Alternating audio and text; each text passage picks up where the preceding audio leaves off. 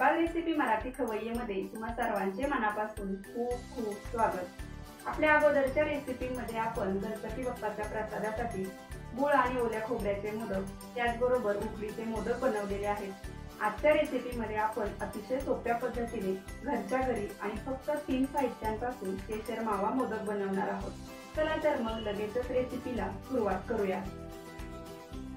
सुरुवातीला आपण कढईमध्ये 1 लिटर दूध ओतून घेऊयात। इथे आपण हे फुल क्रीम दूध घेतलेले आहे। तुम्ही या दुधाऐवजी गाईचे दूध वापरले तरीही चालेल। आता आपण या दुधाला एक चांगली उकळी येऊन देऊयात। तर इथे तुम्ही पाहू शकता दुधाला चांगली उकळी आलेली आहे। आता आपण हे दूध मीडियम फ्लेम वरती चांगले आटवून घेऊयात। 1 ते 2 मिनिटांनंतर मध्ये मध्ये आपल्याला हे दूध व्यवस्थित मिक्स करून घ्यायचे आहे आणि कडेची जी मलाई आहे ती सुद्धा आपल्याला दुधामध्ये मिक्स करून घ्यायची आहे। हा मावा बनवण्यासाठीच आपल्याला इथे जास्त वेळ लागतो। तुम्हाला जर हवे असेल तर तुम्ही इथे रेडीमेड मावा वापरला तरीही चालेल। तर इथे तुम्ही पाहू शकता आपले दूध जे आहे ते अर्ध्यापेक्षा जास्त आटलेले आहे। दुधाला असा छान पिवळसर रंग यायला लागलेला आहे। आता आपल्याला हे दूध एकसारखे हलवत चांगले आटवून घ्यायचे आहे, नाहीतर ते तळाला लागू शकते आणि दूध जर तळाला लागले तर त्यामुळे आपल्या माव्याचा रंग आणि चव दोन्हीमध्येही फरक पडेल।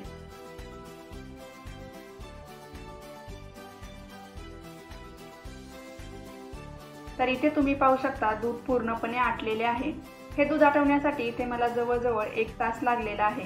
मिश्रण कढईपासून वेगळे व्हायला लागलेले आहे, म्हणजेच आपला मावा तयार झालेला आहे। आता आपण या माव्यामध्ये पाव कप साखर आणि अर्धी वाटी गरम दुधामध्ये इथे आपण 10 ते 15 केशरच्या काड्या अर्धा तास भिजत ठेवलेल्या होत्या। हे दूधही आपण याच्यामध्ये टाकून घेऊयात। आता हे सर्व आपल्याला एकसारखं हलवत व्यवस्थित मिक्स करून घ्यायचं आहे। गॅसची फ्लेम आपण लो टू मीडियमच ठेवलेली आहे आणि दूध आणि साखरेमुळे हे आपलं जे मिश्रण आहे ते पातळ व्हायला लागलेलं आहे। आता हे मिश्रण आपल्याला एकसारखं हलवत छान घट्टसर होईपर्यंत शिजवून घ्यायचं आहे। तर इथे तुम्ही पाहू शकता आपलं जे मिश्रण आहे ते छान घट्टसर झालेलं आहे। त्याचा छान असा गोळा तयार होतोय। आता हे मिश्रण आपल्याला याच्यापेक्षा जास्त शिजवायचं नाहीये, कारण ते थंड झाल्यानंतर अजून थोडंसं कोरडं होतं। आता आपण गॅस बंद करूयात आणि हे मोदकाचं मिश्रण एका प्लेटमध्ये काढून ते थोडंसं कोमट करून घेऊयात। तर एक 10 ते 15 मिनिटांनंतर आपलं मोदकाचं मिश्रण व्यवस्थित असं कोमट झालेलं आहे। आता आपण याचे मोदक बनवून घेऊयात। तर मोदक बनवण्यासाठी इथे आपण एक मोदकाचा साचा घेतलेला आहे। सध्या बाजारामध्ये आपल्याला खूप साऱ्या प्रकारचे साचे मिळतात। तुम्ही कोणत्याही प्रकारच्या साच्यामध्ये हे मोदक बनवू शकता। आता हे मिश्रण आपल्याला या साच्यामध्ये व्यवस्थित दाबून भरून घ्यायचे आहे, म्हणजे मोदकाला छान आकार येतो, त्याला छान कळ्या पडतात।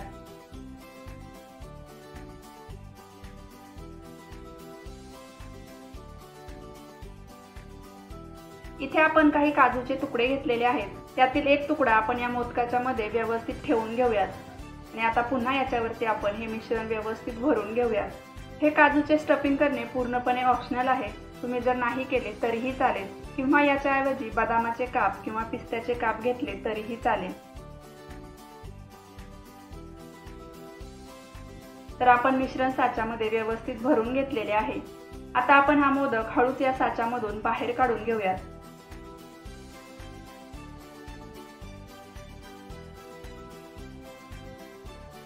तर इथे तुम्ही पाहू शकता आपला छान आणि सुंदर असा मावा मोदक तयार झालेला आहे।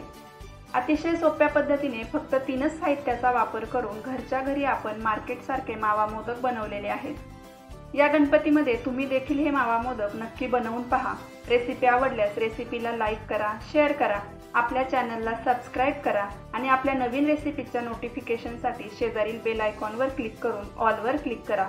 पुन्हा भेटूया अशाच एका छानशा नवीन रेसिपीसह। तोपर्यंत धन्यवाद।